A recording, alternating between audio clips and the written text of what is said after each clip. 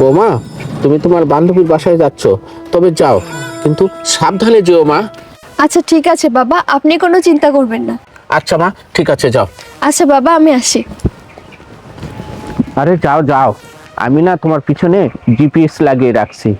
ইদানিং তোমার চালচলনে মনে হয় তুমি প্রতি মুহূর্ত আমার ছেলেকে ঠকাচ্ছ, কিন্তু না, কতদিন আর ঠকাবে সেটা আমি আজকে দেখব। তুমি তোমার বান্ধবী বাসার নাম দিয়ে কোথায় যাও, কি করো, আজকে সব আমি দেখব। দেখি কত দূর তুমি গিয়েছো। ওরে বাবা, অনেক দূর গিয়েছে, দেখি আমিও আসতেছি।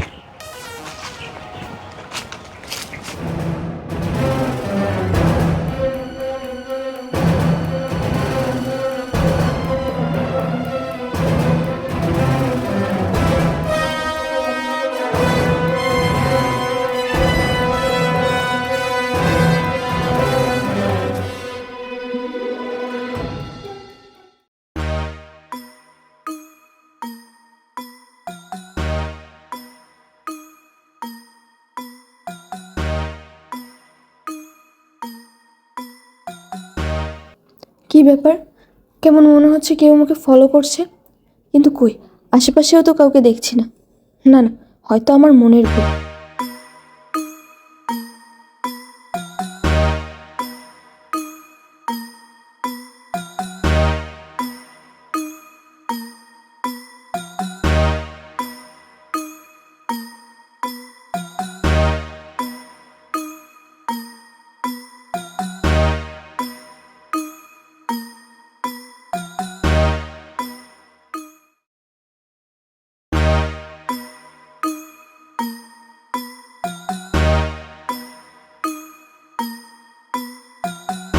কি ব্যাপার, বৌমা কি আমাকে দেখতে পেলো নাকি? না না না, তা কিভাবে সম্ভব? আমি তো গাছের আড়ালে লুকিয়ে পড়ছি, বৌমা আমাকে কিভাবে দেখবে? না, আমাকে ফলো করতেই হবে, যাই আমি দেখি।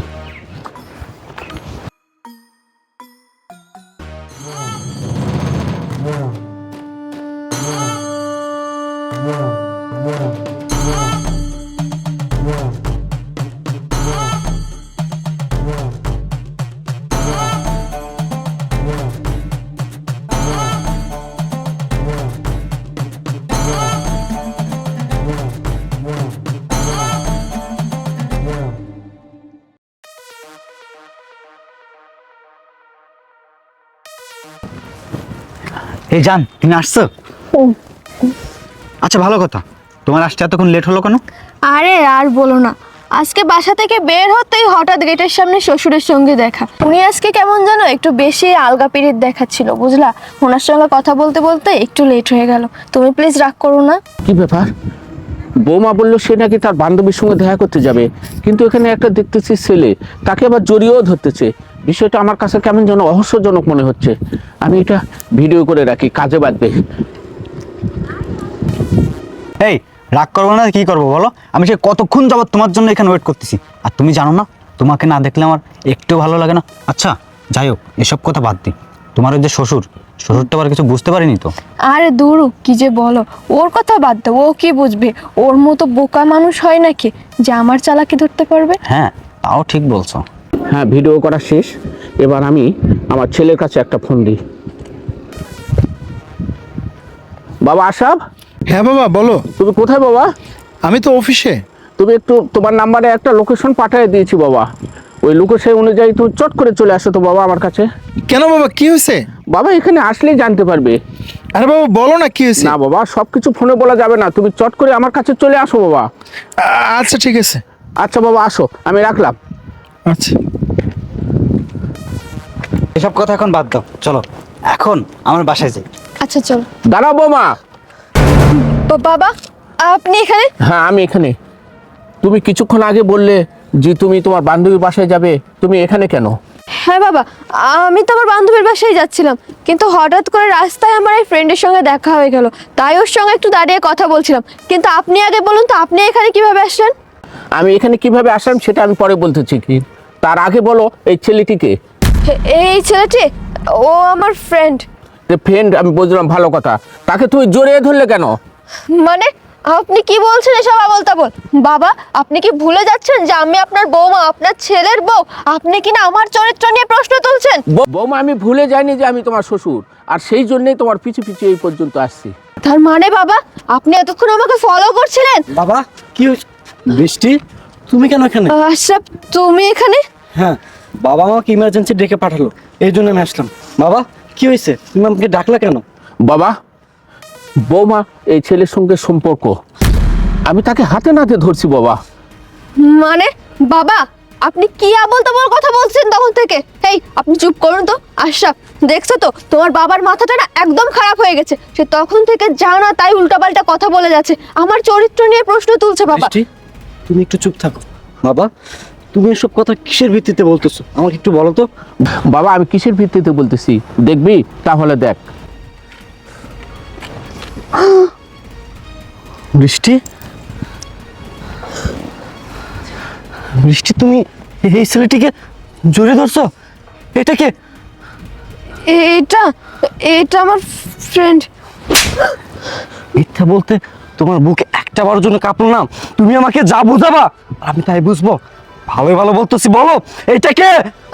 আশরাফ, তুমি যখন সবটা জেনে গেছো, তোমার থেকে আমি আর লুকাবো না। আসলে এটা আমার বয়ফ্রেন্ড। কি বয়ফ্রেন্ড? এটা যদি তোমার বয়ফ্রেন্ড হয় তাহলে আমি কে? তাহলে তুমি আমাকে কেন বিয়ে করেছিলা? কিসের জন্য বিয়ে করেছিলা? বলো, কতদিন ধরে তোমাদের সম্পর্ক?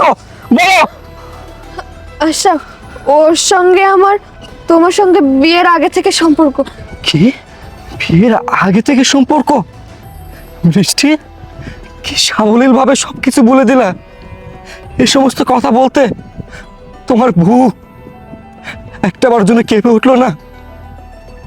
আরে বৃষ্টি, এখন আমি বুঝলাম তুমি দিনের পর দিন আমার সাথে ভালোবাসার সংসারে নাটক করে আসতেছো। তুমি আমার সাথে নাটক করলো, আমি কিন্তু নাটক করি নাই। আমি তোমাকে মন থেকে ভালোবাসি, আল্লাহ সাক্ষী, আমি তোমাকে অনেক ভালোবাসি।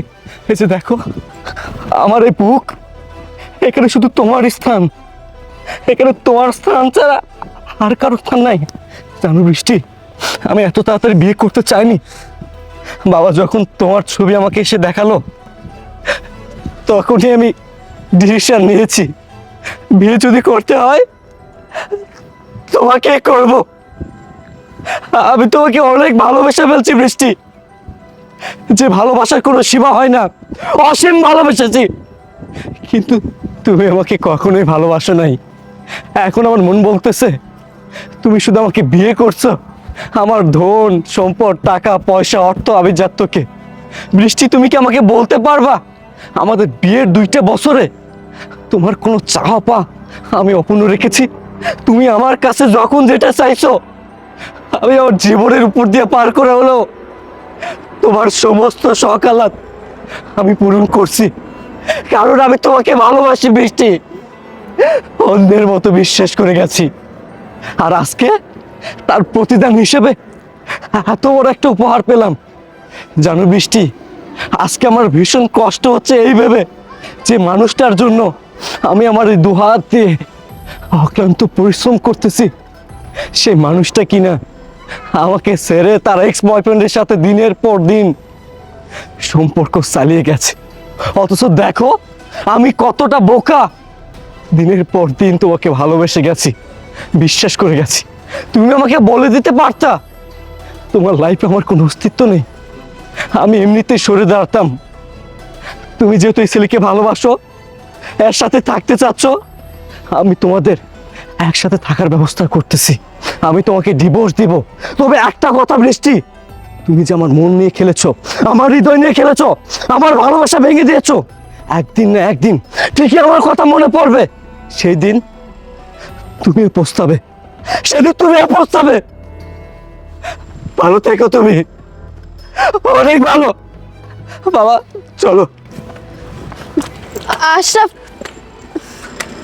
এই যান, শোনো না, আমার হাজবেন্ড তো আমাকে ছেড়ে দিয়ে চলে গেল, ও তো আমাকে ডিভোর্স দিয়ে দেবে। একটা কাজ করো না, চলো না আমরা বিয়েটা করে নেই, এখন তো আর আমাদের মাঝখানে আর কোনো বাধা নাই। দেখো, এই মুহূর্তে আমি কিভাবে বিয়ে করব?